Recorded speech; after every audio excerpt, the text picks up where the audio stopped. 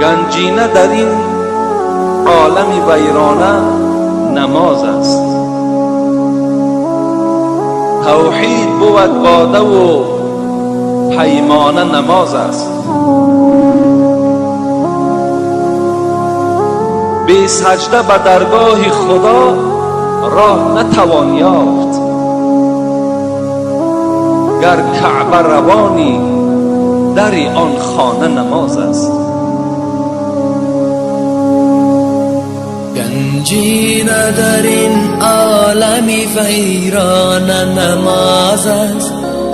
توحید بود باده و پیمان نماز است. گنجینه در این عالم ویران نماز است. توحید بود باده و پیمان نماز است. به سجده به درگاهی خدا ره نتوان برد. گر کعبه روانی در آن خانه نماز است. به سجده به درگاهی خدا ره نتوان برد. گر کعبه روانی در آن خانه نماز است. این بار عظیم است که بر کوه گران است.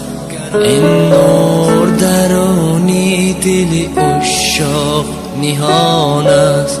غافل جز تعظیم خدای تو چی دانی؟ یک سجده آگاه بهای دو جهان است. گنجینه در این عالم ویران نماز است. توحید بود باده و پیمان نماز است. به سجده به درگاهی خدا ره نتوان برد. گر کعبه روانی در آن خانه نماز است.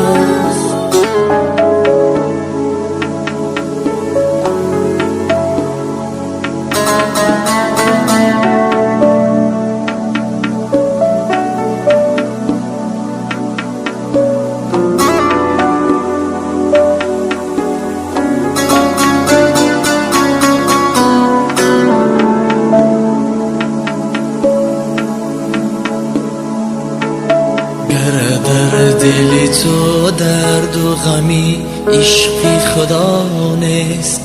این صله و تسبیح تو جز بحر ریا نیست. گر عشق ز چشمی تو روان نیست. یقین است که اندر دل سنگین تو یک ذره صفا نیست. برخیز که این عمر تو چون باد روان است. بنگر که اجل در پی هر پیر و جوان است. با گریه مصفا بکن آینه دل را. تا کی همه دعوای تو از روی زبان است. برخیز که این عمر تو چون باد روان است. بنگر که اجل در پی هر پیر و جوان است. با گریه مصفا بکن آینه دل را.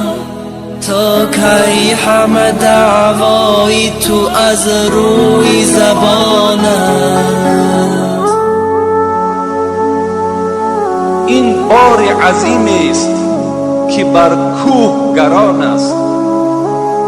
این نور درونی دل عشاق نهان است. غافل جز تعظیم خدای تو چی دانی؟